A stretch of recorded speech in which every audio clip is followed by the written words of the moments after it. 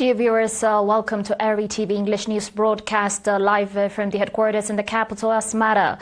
With your latest news and developments for today, Thursday, 30 October, at exactly 10:30 p.m. local time. But first are the top stories. President Isaias Afwerki meets President Abdel Fattah el-Sisi in Cairo. Congress of Swiss branch of the National Union of Eritrean Women. Trump orders nuclear weapons testing.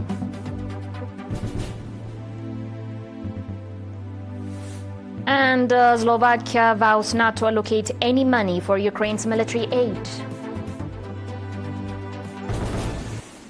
And your local reports, President Isaias Afwerki and President Abdel Fattah el-Sisi held extensive talks in Cairo today in the early afternoon hours on the further consolidation of bilateral ties between the two countries, as well as on regional issues of mutual interest. The two heads of state underlined the historical ties between Eritrea and Egypt, assessed the status and progress of previous multi-layered agreements, and discussed ways and means of further strengthening bilateral cooperation and partnership in various sectors. President Isaias and President el-Sisi also discussed in greater detail regional developments and trends, particularly the situation in Sudan and Somalia and the security of the Red Sea. The two leaders agreed to work vigorously and coordinate their efforts to promote their shared conviction on the inviolability of territorial integrity, as well as the stability and peace of the countries in the region. President Isaias reiterated Eritrea's firm solidarity with the people of Sudan in this trying times and its unwavering stance on Sudan's territorial integrity. He further underlined that external intervention can only exacerbate the conflict without yielding positive results. President el-Sisi, for his part, reaffirmed Egypt's readiness to play its role in promoting peace and stability in Sudan, Somalia, and the Red Sea region. In this regard, he emphasized the imperative for all littoral states to marshal their resources and coordinate their efforts to ensure the peace and security of the Red Sea and to benefit from its resources. The meeting was attended by Mr. Usman Saleh, Eritrean's Minister of Foreign Affairs, and Dr. Badr Abdelati, Egypt's Minister of Foreign Affairs. President Isaias Afwerki departed for Egypt in the mid-morning hours today for a 5-day working visit at the invitation of President Abdel Fattah el-Sisi. During the visit, President Isaias and his delegation will also participate in the inauguration of the new Egyptian Grand Museum on 1 November. The presidential delegation includes Foreign Minister Usman Saleh.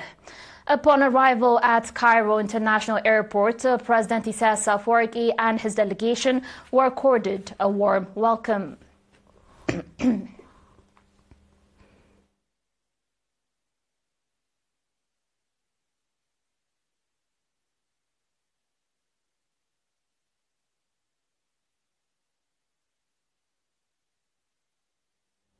In other news, the Swiss branch of the National Union of Eritrean Women held its 6th Congress on 25 October in the city of Bern. Speaking at the event, Mr. Habtom Zerai, charge d'affaires at the Eritrean Embassy in Switzerland and permanent representative of Eritrea to the Human Rights Council of the United Nations and other international institutions, said that as a result of strong organization and awareness, Eritrean women made a significant contribution to the victory of the armed struggle for independence, the safeguarding of national sovereignty, and the successful implementation of national development programs. Commending the role of the National Union of Eritrean Women branch in Switzerland in national affairs, Mr. Habtom expressed confidence that the Congress will adopt resolutions that strengthen the implementation of the strategic objectives of the Eritrean diaspora. Ms. Nigustit Agai, chairperson of the Union's European branch, provided a briefing on the objectives of the Congress and the expected outcomes. Mr. Hastawelde, chairperson of the Union's Swiss branch, presented a report on activities highlighting the achievements registered and the challenges encountered over the past 7 years. Participants conducted extensive discussions on the reports presented and elected a new executive committee to serve a 3-year term. In related news, Mr. Ta'am Haile, head of Public and Community Affairs at the Eritrean Frankfurt Consular Office, conducted a seminar for nationals in Kaiserslautern on the objective situation in the homeland and regional developments. Participants of the seminar expressed their resolve to strengthen participation in national affairs and contribute to the Afambo boarding school project. Likewise, Eritrean nationals in Germany have contributed over 44,300 euros in support of families of martyrs. Accordingly, National Committee in Stuttgart contributed 5,879 euros, Eritrean Community in Darmstadt and environs 2,500 euros, National Committee in Munich 2,500 euros, Nationals in Cologne and environs 1,742 euros, National Committee in Wuppertal 2,500 euros, Eritrean Community in Magdeburg 150 euros, Eritrean Community in Wiesbaden 540 euros, Eritrean Community in Kassel 1,300 euros, National Committee in Frankfurt 12,440 euros, National Committee in Düsseldorf 1,800 euros, National Committee in Wetterau District 935 euros, National Committee in Fulda 1,910 euros. Mr. Berhane Johannes and Ms. Lula Siyum 1,000 euros and Orota Al Arab Life Insurance Association 6,565 euros. Similarly, Eritrean nationals in the French cities of Paris, Nantes and Lyon contributed 3,625 euros to augment the National Martyrs Trust Fund.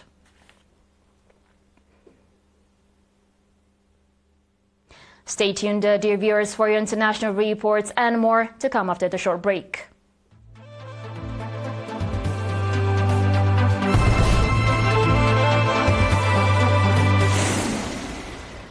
Welcome back.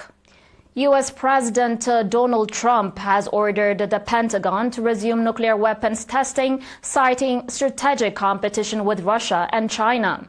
Trump made the announcement ahead of his meeting with the Chinese President Xi Jinping in Busan, South Korea today, Thursday, 30 October. The U.S. halted nuclear tests in 1992 under a Congress-mandated moratorium. According to a recent estimate by the Stockholm International Peace Research Institute, the U.S. has 5,177 nuclear warheads, out of which 1,770 are active. The U.S. test-fired an unarmed nuclear-capable Minuteman III intercontinental ballistic missile in February and launched 4 Trident II missiles from a submarine in September. In today's final report, Slovakia will not allocate any money toward military aid for Ukraine. Prime Minister Robert Fico said yesterday, following the EU's failure to agree on a proposed reparation loan backed by immobilized Russian assets. The EU plan aimed to raise around $160 billion by using Russian sovereign funds held in Belgium-based Euroclear clearinghouse as collateral.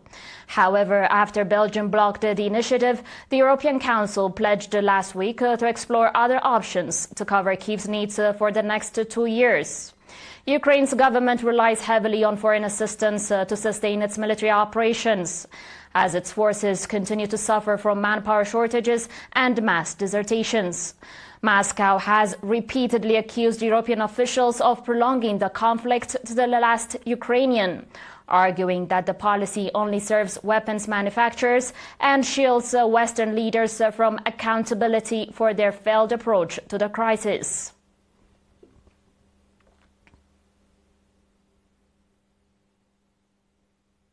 Dear viewers, that was it for today, but before we conclude, a quick reminder of the top stories. President Isaias Afwerki meets President Abdel Fattah el-Sisi in Cairo.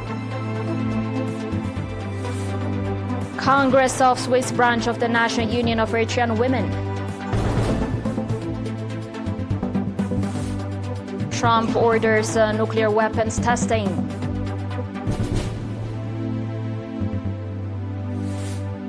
And Slovakia vows not to allocate any money for Ukraine's military aid. Thank you for watching, and we'll be back tomorrow same time with more news and developments. But until then, have a good one.